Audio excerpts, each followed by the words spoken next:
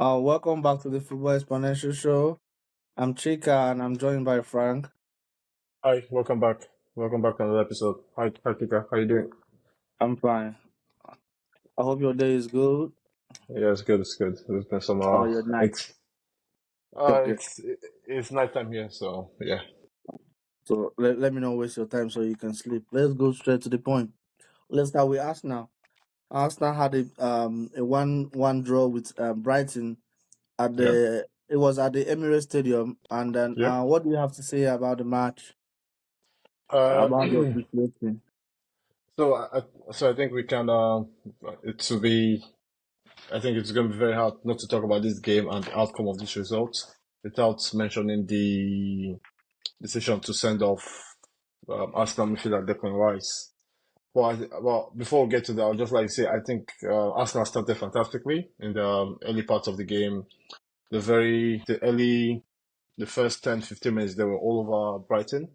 And we know we've seen Brighton like to play this high line this season with this new manager. Arsenal kept finding pockets of space in behind them, and especially Saka on the right wing. Saka was a menace to the Brighton left back on the day. He kept tormenting them inside out, inside and out. They created not clear cut chances, but a few opponents, decent chances, thereabouts. Then they ultimately get the opening goal for Kai Havertz, which I feel was just bad defended from the Brighton defender Lewis Dunk. He fails to deal with a long ball down the middle. Saka leaps in behind him, just lazy for Kai Havertz, who finishes fantastically for once. Mm-hmm. And Arsenal 1-0 up. They seem to be coasting towards another Emirates performance with few chances given away, total domination, and probably scoring more goals in the second half. But like we know in the Premier League, if you don't get that second goal or the third goal, or if you don't take Yeah. your chances, Yeah. you're then you're left to the outcome or you're left to the very weird nature of the Premier League football, where Ask just Chelsea. just yeah, exactly, where just things happen where you go in for the first half, come back, you feel comfortable, then boom. But there's this event that alters the flow of the game, and that's the red card where the Rice gets sent off for second yellow card for what what exactly would you call it? Would you call it dissent, or would you call it for obstruction of play from a set piece, obstructing a set piece being taken, and the referee gives him the second yellow card, and that's his matching orders for the day.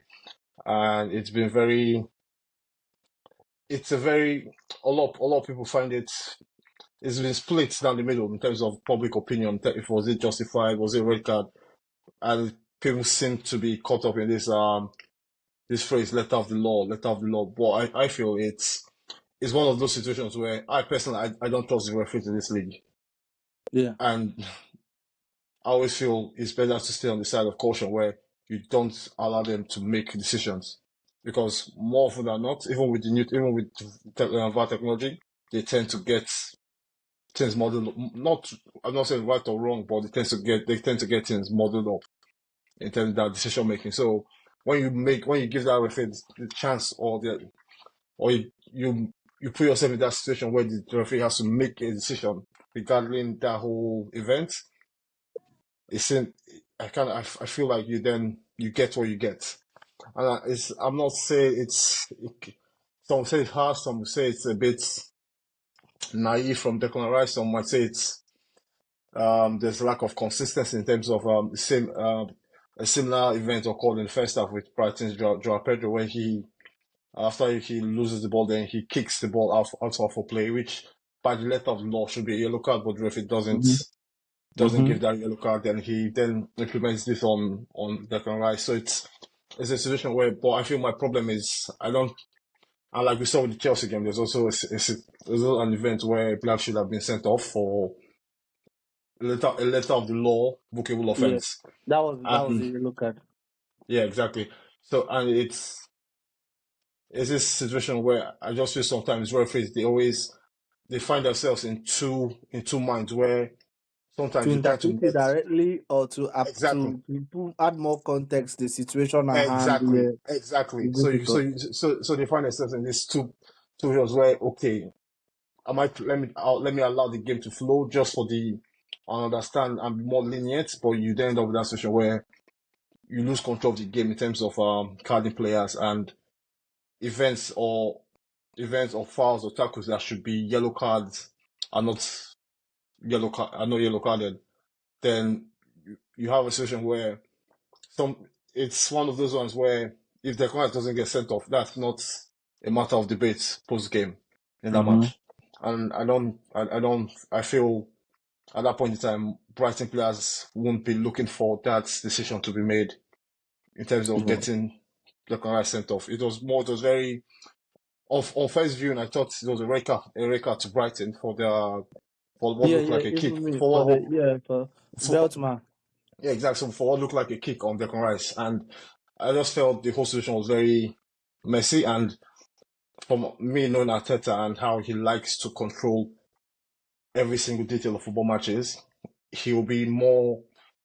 I, of course, he's going to come out and defend the club, defend Declan Rice, but I feel he'll be a bit disappointed with Declan Rice that he's found himself in that position or allowed himself to get tangled up in that mess. But ultimately, that happens, then the game obviously changes, and Mm-hmm. Brighton start to get more control, start to get more chances, and they've eventually equalized from the fantastic fantastic attacking player, Joao Pedro, another player who we've seen come from the championship from last year, did fantastic last year, and he's building on his reputation in England.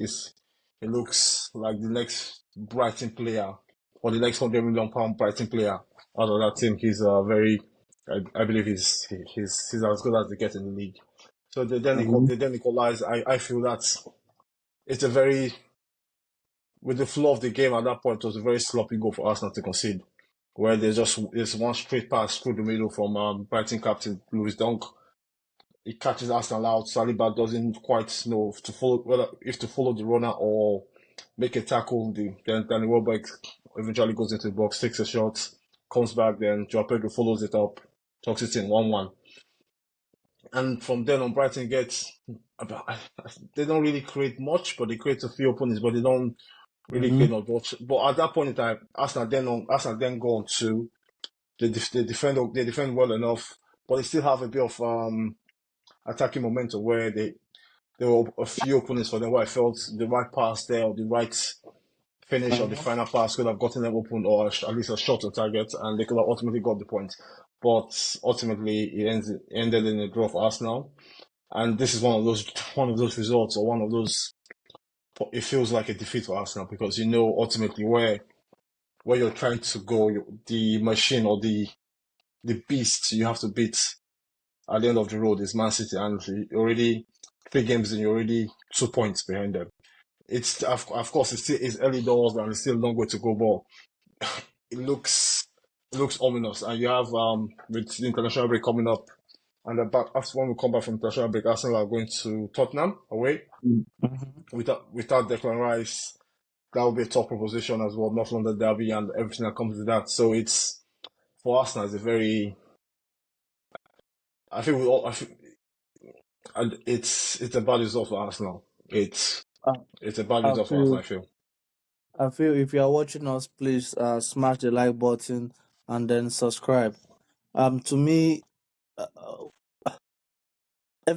to me, first of all, let me address Declan Rice. You're a professional, right? Declan Rice has played over maybe even more than More than played over hundreds. 100 Is it games, right? Like 100 100, Premier League yeah, games? More than 100 well over Premier 100 games. games. Yeah, you were the captain of a West Ham United. Like I'm not talking about West Ham is at worst.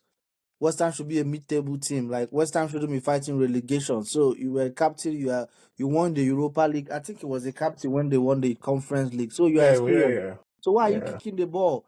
Jackson did the same thing against Palace. Crystal Palace, and he was given a yellow card. And I don't have a problem with that. So Yeah. the law says don't kick, don't do that. He kicked the ball, and why I felt so not excited, but why I didn't feel any sympathy for him is he wanted to send Veltman out. Yeah, that's Because when another angle. Veltman wanted to Yeah, kick him, I don't know if Veltman saw the ball or not. He fell down like Declan Rice. Like there's some yeah, players I don't expect to be doing those kind of things. If Enzo is doing that, for example, but Rich James, understand what I'm saying? I'm looking at Rich I James. I don't I expect get Rich to James to do understand. those sort of things. Jackson Yeah, can do it, but Kopama, I'm not expecting Nkunku. I'm not expecting yeah. those. So you are Declan Rice. You are falling down. I never saw Lampard do those or Drogba fall down and you understand Well, what they can fall down. well, No, not they can. Drogba. No. To get no, oh yeah, not but to get a penalty. Understand what I'm saying? SCN doesn't Yeah, do that. Yeah, yeah, Toure. yeah, exactly. To get a You penalty won't or a free kick is different in you that won't see position. you That was won't a see. throw in. Like just there was Yeah, a game I was watching. Said Cristiano Ronaldo was on yellow card already. He fouled Lampard, and it was supposed to be a second yellow for a yeah, red card. He yeah, I remember. quickly I held remember. Lampard just quickly. So let's get the Yeah, Declan Rice yeah, was grabbing his leg like the guy had shot him on the leg, and I yeah. suspect the human mind. I'm suspecting that might have played to the referee sending him out. Like you kicked the ball. I was ready to ignore it, but you start holding your leg like they kicked you or they shot at you. So I don't have It no could. empathy for him, and you are an important player. Like you shouldn't do that. That's one. Then the record says, Do you know that from Opta since Arteta took over Arsenal, Arsenal have had the highest sending off in the Premier League. I can't remember the number. I will give it. I'll put it on the Instagram account. Since Arteta took over Arsenal on Boxing Day, I think his first game was on Boxing Day 2000 and something. Half The, of half of those records are probably from probably David Luiz's. Maybe, but Yeah. I'm not accusing Arsenal of being a dirty team. They don't No, play no, dirty. no. No, But but I'm I know, saying that there are certain things that they don't know how to manage, or maybe it's because they were a young I team know, and all those I things. know. But also, but I'll add, and I feel this is the whole. Um, I, I believe this is the whole Arsenal point of view where they feel that Arsenal as a football club they get refereed or the refs treat them differently from every other Premier League club because Arsenal for a long time they had this they had this feeling amongst Premier League teams or fan base that they were quite weak. If you understand what I Yeah, mean, they were not the yeah, strongest. They were mentally not weak. Yeah, yeah. exactly they were not robust enough. They were quite a frail team. So Mhm. because I remember some of those red cards. I remember there's one of David Luiz against Man City at the Etihad. There's one for Martinelli got a red card against Wolves. It was very odd the sequence. I think he got recorded. He got two yellow cards in like 2 minutes, and for silly. And if I can remember correct, I believe one of those, the second yellow card was for Envedlife, where he fouls the player, he's running back, he kicks the ball. So those kind of situations. But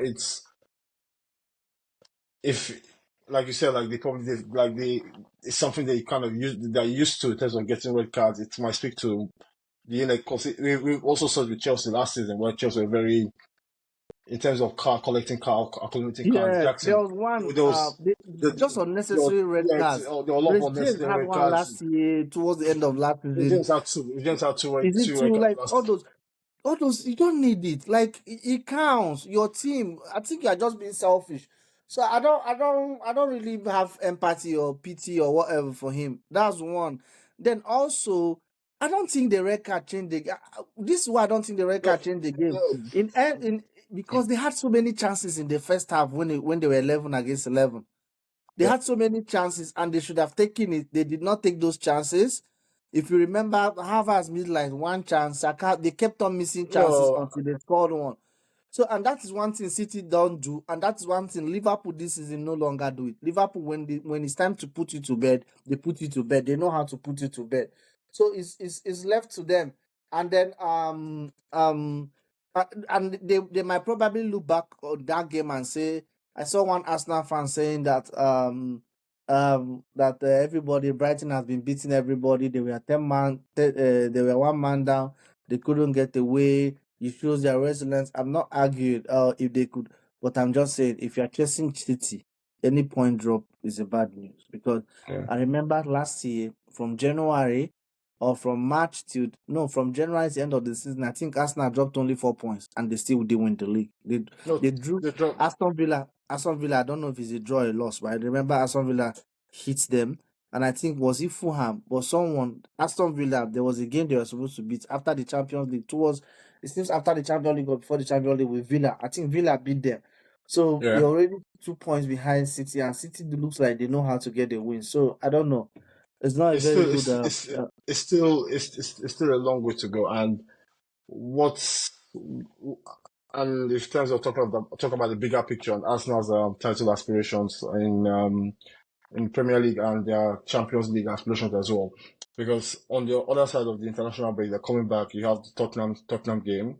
Because Arsenal have quite, they have that the fixture list is quite tough for Arsenal going into the next few months. Where their next game is Tottenham, and after Tottenham they have they have the Champions League games, and I believe they have Man City again this month as well. So it's all or Manchester United, one of those two games. But Mhm.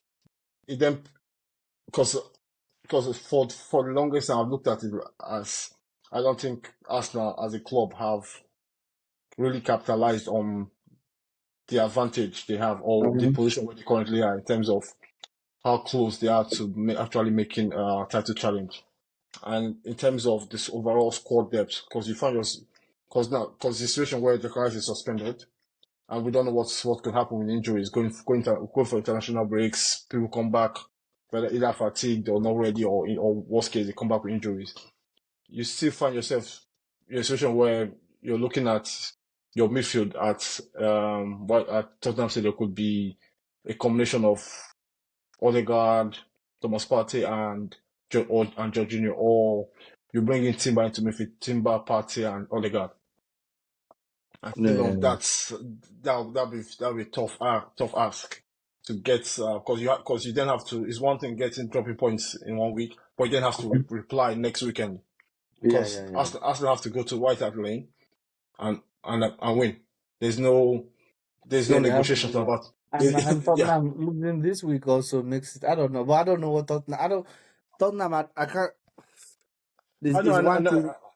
know I know talking about those kind, but it's the overall the occasion where I feel it's a derby, not only a derby. Things form normally goes out the window, and pre-match expectations goes out the window as well. But for Arsenal, if you I believe we'll talk about it on with days leading up to the game.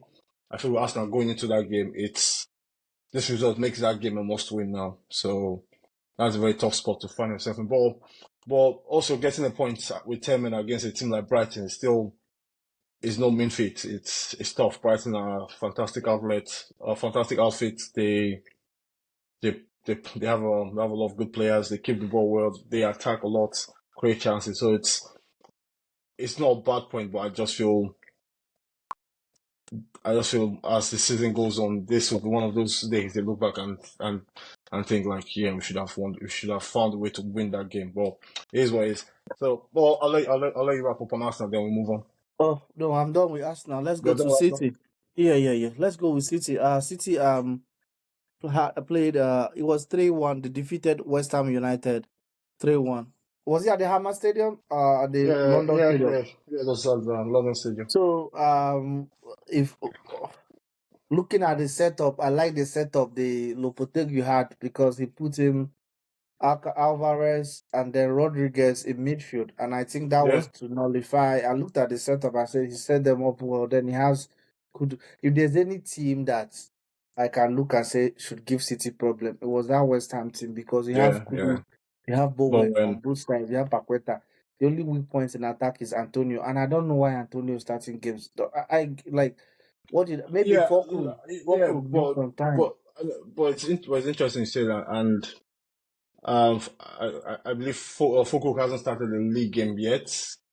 He's been last 3 games so far. He's come off the bench. He started in the League Cup match during the week, and I saw a bit of the game. What I noticed with Foucault is he outside the box he lacks mobility. He's Oh, so it's I don't know if but it's a it's a big situation problem where if that is the case.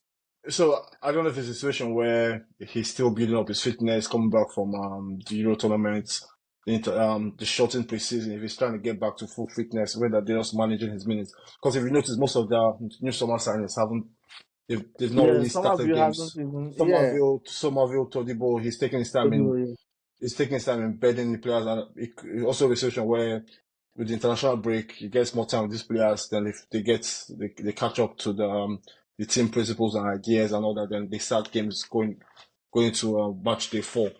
But with Antonio, you all know Antonio he gives you that pace, that mobility, that direct outlet to attack with. But I felt this game is just all about. Some of this game is just one word: Haaland. Erling Haaland is the yeah. reason The why way the way it's they kept coming at West Ham, I'm like, this is gonna be. They just attack and they yeah. hit the bar like 2 times. It was Yeah, like, and they just get and but also and West Ham. something so special about City is that the way they press you like tigers, like. Yeah, they work But hard. And the anointing with City is not a team that you can sometimes, like, some teams you can count on the fact that sometimes they might go into games with a bit of carelessness, a bit complacency, where they might take the result for granted and they might not give 100% from the first minute. But with Guardiola's Man City, they are so relentless. And there was this part of the game where Erling Haaland loses the ball high up the pitch. He makes like a 30, 40 yard dash, wins the ball back in his own half by the touchline. It's not a counter, but it shows how hungry this team is and how focused and how Pep has gotten everybody on this team to work hard. And for me, so far with Man City, one player that other than the obvious Haaland's, De Bruyne, Silva, that has been fantastic, that has had a fantastic start to this season, is the young because fullback, Rico Lewis. because He's been, in terms of coming to this team, taking responsibility in both positions as a traditional fullback and inverting and if you defender remember, into midfield. He's been he fantastic had, this season he so had a far. breakthrough season like 3 years Yeah, ago no, with two. Yeah, Cancelo yeah, had that problem yeah. with Cancelo's Guardiola, gone down. and Yeah, he takes his time to. He doesn't rush. Before Foden became a regular, it took like 2 years. Sometimes the yeah. players are not patient. Palmer wasn't Yeah, patient and he walked out. Sometimes you're 100% right. Yeah, yeah, and this is his best season. yeah. And with And I was thinking, do you know, I was thinking about Guardiola. This is why I was thinking about Guardiola. I was looking at the Man City team. I looked at their bench. Their yeah, best defenders were on the bench. Ake, exactly. Okay, Walker, Stones. Walker, I'm looking and now. The way he no, plays, they will get games. So I yeah, now thought that means you might think Guardiola is selfish because at the end, his players don't play so many games. They are all fresh. But if you remember, the using yes. players even when they are old. If you remember, Ye- Alonso played. He was like 40. The right back, Philip Lam, played very old. yeah. Piqué. So I think the way he uses the Maxwell players, and he Savinho and doesn't. all that. Yeah, he doesn't play them like Klopp used No, to play. He can play 50 games in a but season. he has, but I feel with Pep, like, he doesn't like he's one of those managers that doesn't like a big squad, where he likes to have like a start about 16, 18 players that he can count on, and excluding goalkeepers as well. But like you mentioned, the likes of Walker, Foden, Yeah. Ake, Diaz, sorry, Ake, Stones, and let's not forget Rodri. They've barely played so Mhm. far this season, Yeah, very so. and it's insane that this is the team that they've gone 3 wins out of 3. They've scored about um I think they scored about 9 goals so far. Is it 9? Yeah, about they scored about 9 goals so far, considered 2, and they still have more in reserve and more in the tank to offer. And Mm-hmm. it's scary how good this team is, and just not in terms of how technically the finishing, the chance creation they have with the players they have, De Bruyne, Haaland, but it's for me with City, it's always the intangibles they have, how how committed everyone looks, the pressing, the focus, the Exactly. attention to detail the coach has, because in the second half when West Ham were coming into the game, they had Mohamed Kudus hit the post with a fantastic run and dribble, and they were getting chances. They were starting to create a little bit, get a Yeah, bit of yeah, momentum. yeah. Then Guardiola replies in kind. Okay, he basically takes off a couple attacking players, Grealish and Doku, and he packs in midfield. It takes those two off, brings on Gundogan, brings on Martinez Nunes, who then provides the assist for Haaland's Mhm. third goal on the night. But he he reacted so quickly. It's one of those where if West Ham had probably had another two more transitional attacks, they'll get a Yeah, set they piece, could have. they create chance, they get a goal. He doesn't leave because the thing with the Premier League is the more you let teams get chances to to see your goal, not even attack, The more just see they your will goal. go, yeah, yeah, yeah. Chelsea Exactly. did that today against Exactly. Crystal. The more Exactly. they keep coming, Yeah, the more, exactly. yeah, yeah. The more you give them size at your goal, the more chances they get, and obviously more chances, the more shots and equal measure goals. And it's the way he controlled the game from the bench with his substitutions and with the finishing of Erling Haaland is just. It seems like I believe we're on a weekly procession to that coronation at the end of the season as ultimate champion, and it's just and it's yeah, but, it's still early doors and whatnot, and they have question marks in terms of their squad if certain players go down, Haaland goes down, but with the master in charge, is he will always find a solution. Is a team that has De Bruyne hasn't really. It seems crazy to say, but De Bruyne hasn't really been fantastic so far No, it this hasn't season. been fantastic this season.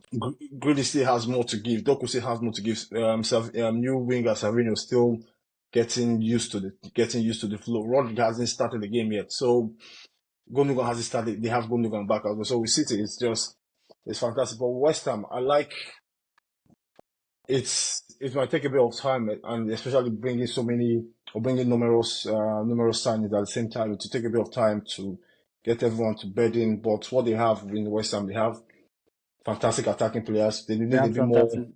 The Yeah, team, the team is, the yeah, team is yeah. well built, Yeah, but the people team don't is realize that. yeah, team is it's I would feel it's one of those teams where they have this is they also have no European commitment as well, so they have more time on the training ground to get ideas across and all. I also feel it's a team that could take a while to bed in, that we can see in the later parts of the season where players are fully fit, fully integrated. You see the team going up another level. Also, one player I'd like to make a point on how fantastic he played was Aaron Wan-Bissaka back in Yeah, West back in Ham. London. I believe he had a fantastic game. Well, with West Ham, but it is what it is. It's you're coming up against the machine. Nobody. It seems like most teams are quite. If you take a 3-1 beating against Man City, it is what it is. You take the positives, you learn, and you move on. So I think that's it with Man City. Okay, let's wrap up with two of these. Our star of the week and then bust of the week. Oh, and just before we go to that, I'd like to touch on my game of the week before we get to this one. Game of the week, Everton at home to Bournemouth, and this I was watching this game. I was like, yeah, this is it. This is Premier League. This is Premier League football where Everton seemingly looked comfortable at 2-0 up. You get to 88 minutes. Mm-hmm. Fantastic. There were some fantastic players on Everton on the day. Calvert-Lewin was fantastic. New signing. What's his name? Indai. Irregular. No, Irregular. Indai. No, That he was good on yeah, the wing. He ate no, he was. someone's lunch. Was it Kakez or who plays on the wing for Bournemouth? Is it No, he was. No, no, no. I Arroyo? remember he. Arroyo, but one of them was Yeah, fast. It was Arroyo, yeah. but he was Arroyo. quick. He's quick. He's a good signing for Bournemouth. No, But he's but in that was he put on a masterclass in attacking display on the day. Everton they look like they were coasting. Bournemouth barely had a chance. Then, like we said about Man City, you said just now, like when you allow teams get sights of your goal, chances come and shots, chances, and that leads to goals. And I also felt the collapse from Everton was a very It's not for. It's not. It's Son Dyche is known Is for. It's not known for those sort of collapse. exactly, Like. and I feel this is. I know Everton in the past they've had bad results. They've notoriously not won in the month of August, the first month of the Premier League, new Premier League season in the last 3-4 years. So this is not a new situation for Everton. They know, and Shondai spoke about it in his press conference before this weekend, where like everyone knows the situation. We know we've been here before, and we trust the situation. Like okay, we know how to negotiate past our bad start to the season, get points, and just ultimately ensure safety in the league.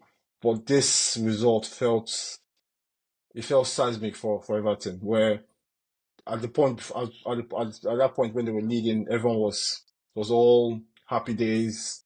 The crowd was all booming. Players were playing fantastically. Then one goal goes in, you don't react in time and in Premier League, you don't react enough. Again, we spoke about Guardiola reacting to West Ham's attacks and that traditional attacks by making substitutions, and you don't react in time, you find yourself 2-0 down, and in time you find yourself 3-0 down, losing a game that seemingly looked a comfortable 2-0 home win, a routine 2-0 home win, and that puts more pressure on the club where there's a lot of noise going on around Everton. The fans are not happy. The stadium is going on. The ownership issues. But as I've always said, I always believe if you have Sean Dyche in charge of your football club and it's the circumstance and that's a relegation battle, nine times out of 10 he will find his way out of it. But yeah, but the results, this result, it felt different, and and for Everton's sake, I hope this is not is something they can shake off, especially going into an international break where you have over 2 weeks to just sit on the results, sit on that negativity. You can't go back on the pitch and get a result or have the opportunity to fix things as quickly as possible. So I hope whoever they all just come together, stick together, and just support the team, get behind Shaddad, because I really love. Shaddad is one of my favorites. I love that team, and I hope they make it through this season. So let's go to our awards for the week. Okay. My star of the week is Luis Diaz of Liverpool, and I picked him up because I've been a critic of him because he does everything, but he doesn't score Goals. enough. Yeah. Oh yeah, but he does everything. He works hard. He creates. So, but this season started in 3 games, 3 goals, 1 assist. Last season, 37 games, 8 goals and 5 assists. So this season already in 3 games is almost close to his half of Yeah. last season. So that's good. And then if he's there scoring goals, Salah is also scoring. I think the pressure will be less on Nunes and he can function. That's if they don't sell him. But he's my star of the week. And then my bust of the week is Adam Armstrong of Southampton. If you go back and watch the game, who did they play? He missed a sitter yesterday. I'm like, damn. Brentford. Then it was Brentford. And then the Japanese right back, Songawa. Songawa, I think is his name. The Japanese guy they bought from AZ Alkmaar. Yeah. Yeah. Yeah. Songawa, that to me that's a goal of the week. That there's a goal Yeah. here. Yeah. So Yeah. that Yeah. was just too good because Yeah. on the right. So if he missed that and then a defender is scoring that goal, now I'm calling Armstrong out because he's bulky, he disturbs defense in terms of physical. But anytime he goes to the championship, he scores last season in the championship, 46 games, 21 goals, 13 assists. He's Yeah. 27 years old. He should be in his peak. Last season, the last time he was in the Premier League, 14 games, 2 goals, 1 assist. Why should he be scoring 2 goals as a striker? It's not good enough. This season, 0 goals, 0 goals. If Southampton is to escape relegation or make it stay back in the Premier League, someone like Adam Armstrong is expected to score goals. Then over to Okay. you. My star of the week, and I feel at this point it just has to be my stars of the week, and it seems Erling Haaland gets in there by default, so it's gonna be Erling Haaland plus one. It seems Mm-hmm. weekly. So, well, my star of the week this week is going to be Mohamed Salah, because Uh-huh. his performance at away at Old Trafford was that's that's what it looks like. That's that prime playmaker and prime goal scorer all rolled up in one. Where you see him, he's gone in this season or in the last few months. He's gone into this creative sort of attacking player, but also still a very deadly finisher as well. Where he just needed one side of goal to them, and he finishes fantastically. Against United, he created two fantastic goals for Luis Diaz as well. The pinpoint passes and the way he leads Liverpool's attack, the press, he's running behind, his overall work ethic, and I feel the confidence he's playing with this season. He normally starts most seasons well, but I feel this time he means business. But he's also going into a contract renegotiation year, so that's also extra incentive to perform week in, week out. And for my bust of the week, this is gonna be on everyone's, be it bust of the week or flop of the week, and I feel, because I think over on this podcast we like to keep it a bit fair in terms of when we analyze players and not call say like flops and whatnot. But I believe going forward, this award you might change it to we might name it after my boss of the week. We might change it to the Casemiro award for the week. They say he left the stadium at halftime today. Yeah, I hope he left that stadium, went home, showered, packed the bag, goes to Brazil and stays in Brazil, because this is enough. I feel this should be enough. This is a player that is well regarded in the football circles. He's won as much as anyone could win Champions Leagues, La Liga titles. He's played with some of the best midfielders in world football ever, and has played against some of the best midfielders in world football ever as well. But the level he's been showing in the last in the last 12 months is just bad. Like, the basics it's bad. It's one of those situations where, when say it's a charity game, a player has retired, is into 10-15 years of his retirement, and they play a charity game post season, and he comes on the pitch and it's just a bit heavy. The touch isn't what it used to be. He can't run as he used to in the past. But I feel Casemiro in the last 12 months is actually worse than that. It's, I won't say too much. Boss of the week, Casemiro. Okay. Casemiro. Okay. Well, that should be all for us today. Join us again next time. We have something for our viewers. Also, watch out on our page. We'll be putting up our team of the week for Match Day 3 in the next few hours. So if you can leave your comments on the post, if what we go right, what we go wrong, who should have been in, who didn't deserve to be in. I feel there are going to be a few questionable picks in there, but we'll see. But as ever, always thanks for the support and keep liking what we do. Thank you. Be safe, everyone. Okay. Bye. Bye-bye.